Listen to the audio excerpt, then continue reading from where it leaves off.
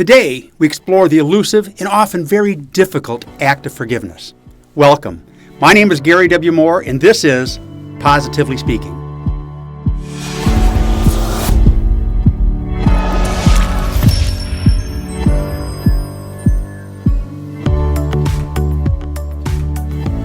So you were hurt.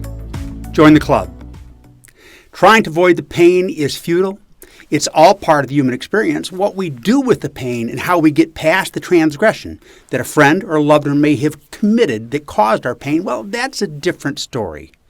This week, my syndicated column, Positively Speaking, addresses the often difficult but healthy act of forgiveness. So what's in the newspaper today?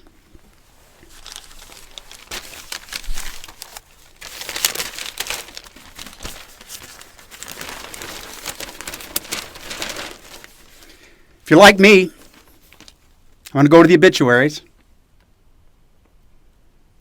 I'm not in it, so I can continue. Positively Speaking, so you were hurt. Join the club.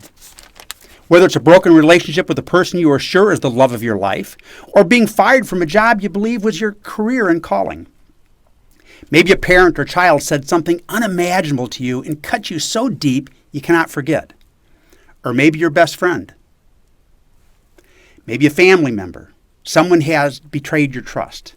Or a business partner, an associate, cheated you in a deal. It's all part of the human experience. Every single one of these has happened to me. How about you? We've all been hurt in the past and probably will be again. We all know in principle that we should forgive, but knowing and forgiving are two different things. I've always thought about forgiveness as letting someone off the hook for something they had done to me. I suspect that most people look at it the same way. I also thought that forgiveness means forgetting. I don't think either are true now. Others must live with the consequences of their actions. Nothing we can do will let them off the hook, and we should never, ever forget. Jesus says to forgive others. But Jesus also walks on water and turns water into wine. I find all three of those skills equally as difficult. Knowing we should do something is far different than doing it.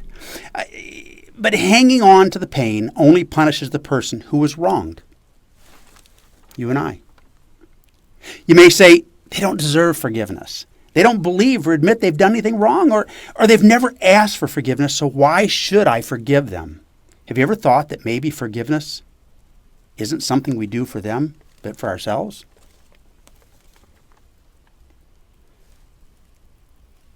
Maybe forgiveness is a triumph of the heart. I believe forgiveness is a gift we give ourselves. Anger can be all-consuming, burning inside our head and heart while stealing our time, energy, and peace.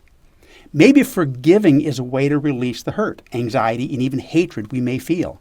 But yes, I know, easier said than done. I'm not exempt. It's all happened to me, and I've suffered through the experience. I have someone who has hurt me deeply, and until I started working this column, I found their actions unforgivable. And yes, this person has never asked for forgiveness and continues to act as if they've done nothing wrong. But why should that matter? Maybe forgiveness is a gift to our soul. Forgiveness isn't about them. I believe the act of forgiveness is a personal decision to let go of the pain and anger we are storing in our heart. Holding these toxic feelings causes us to be bitter, negative, and sometimes vengeful. What purpose is served by harboring these damaging emotions? You may say that it serves the purpose of never forgetting. But forgiving and forgetting are two different issues. Forgiveness doesn't mean we must pretend the offense never occurred. It's healthy to forgive, but we should never forget, or we may allow history to repeat itself.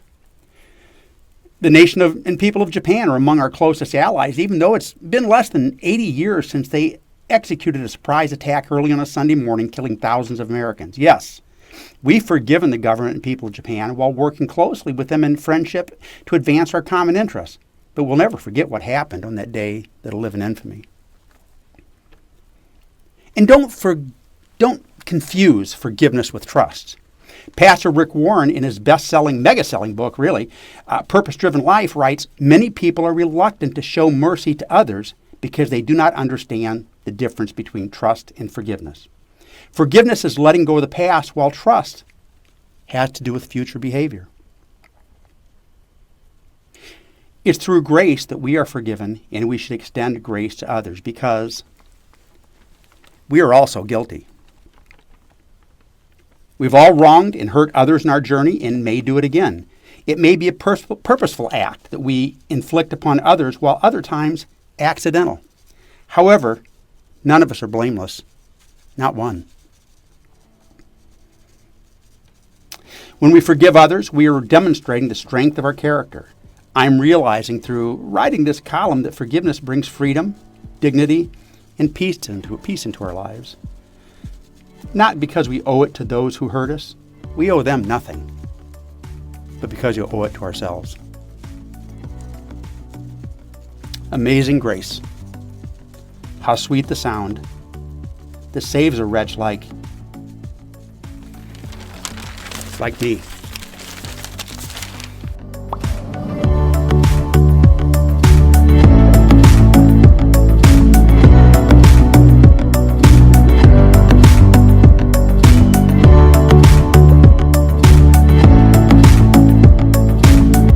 So that's what's in the newspaper today. Would you like to see the Positively Speaking column in your local newspaper? It can be in yours next week. Call your newspaper and speak to the managing editor and tell them you want to have the positive, uplifting, and encouraging weekly content provided by Positively Speaking. You can remind them that Pew Research says that readers want positive content in their newspaper.